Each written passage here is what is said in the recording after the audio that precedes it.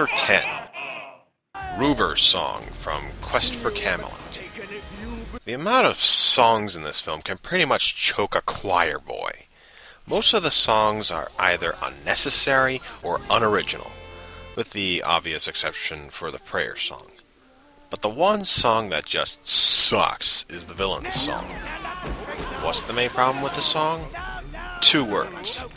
Gary Oldman. I have nothing against the guy, he's a great actor. But his singing is just god-awful. Just listen to how he starts the song out.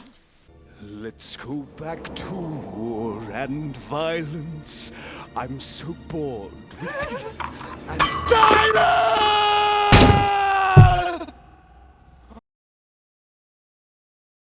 He starts out okay in the beginning, but when the music builds and all of its dirgeness, it just goes downhill.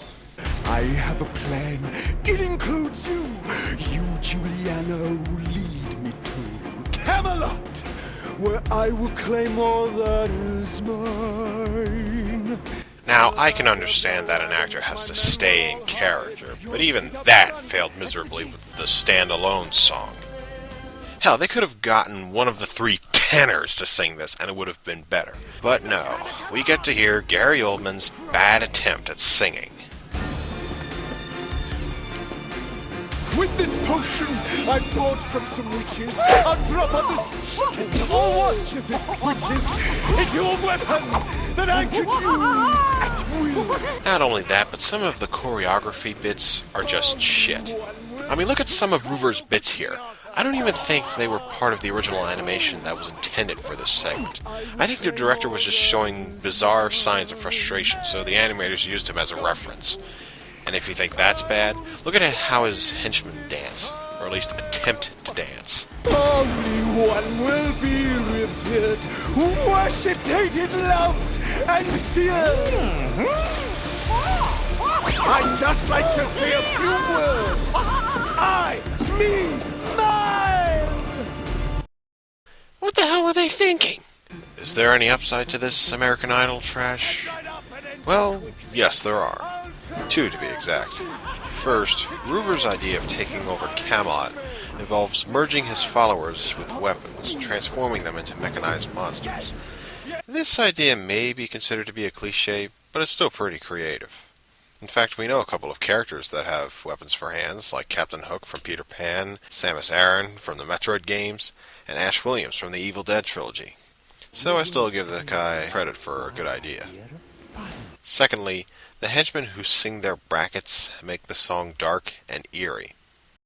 And fucking awesome!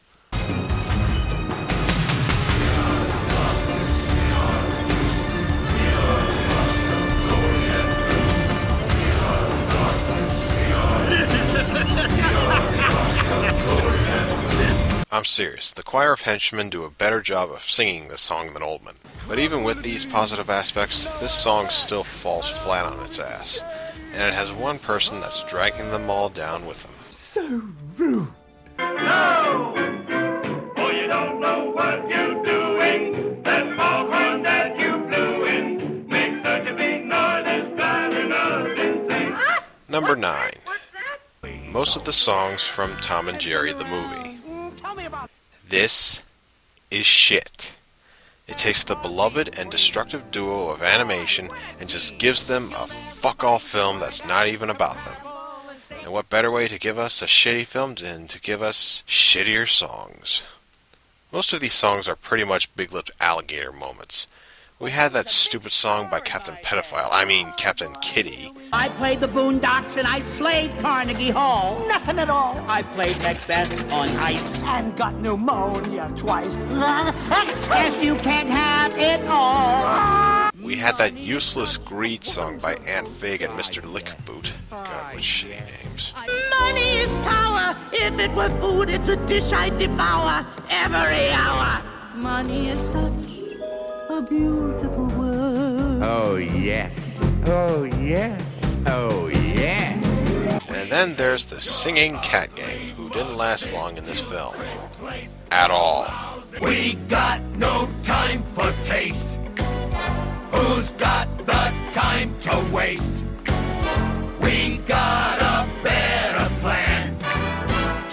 as mean as we can. But the worst out of all of these songs is the one sung by Tom, Jerry, a dog, and a flea.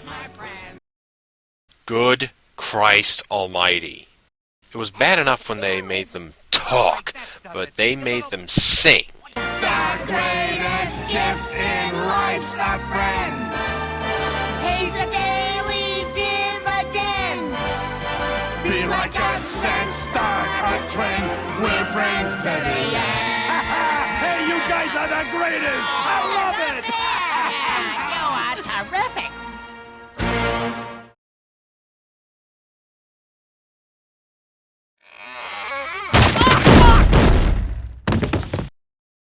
There is one exception to this list of bad songs, and that's the song God's Little Creatures, sung by the late and great Henry Gibson.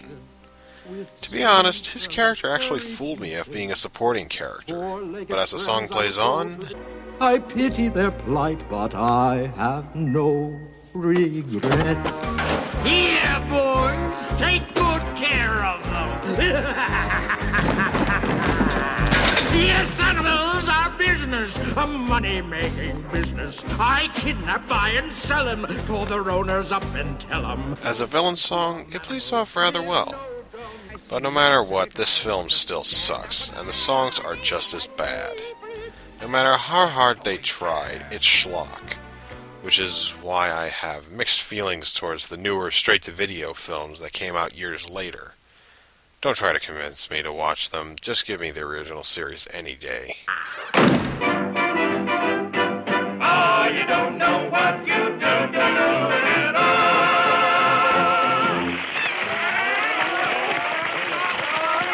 Number 8. The Good Ship Misery, from The Pebble and the Penguin. I had a hard time trying to describe how bad this song is. It's hard to come up with words to describe it. Anybody have any suggestions? Outrage! That's the appropriate word! Yes. Well, that's one word to describe it. Abomination! Now we're getting The somewhere. indignity. Wait, what's going on? The horror. Oh, motherfucker. If you're into pain and agony. Wait a minute. I didn't even talk about what happened before the song. Rewind.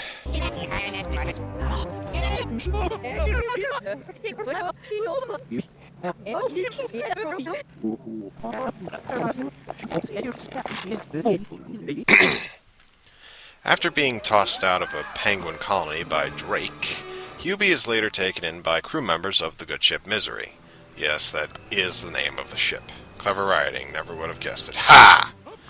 Anyway, he is greeted by a group of other penguins who now begin to sing their misery on the boat. If you're into pain and agony. Agony. If you love the great indoors, Welcome to the good ship Misery. The misery's all yours. While I find the music to be pretty good, a guilty pleasure at best, there's one thing I have a problem with this song. Okay, two problems. First, the way the group is singing is like listening to a second-rate choir from the Bronx. every day begins with misery. Misery. Breakfast in a rusty cup. Then we all get good and miserable. And then we all throw up. What really irks me is when they moan and groan in the song. The boots have got the place so hot, the tune will spot, you've got the rock and roll. I understand that they're miserable, but they should at least try to be, subtle. When they pop that slimy slop and drop a glop of slop on top, it's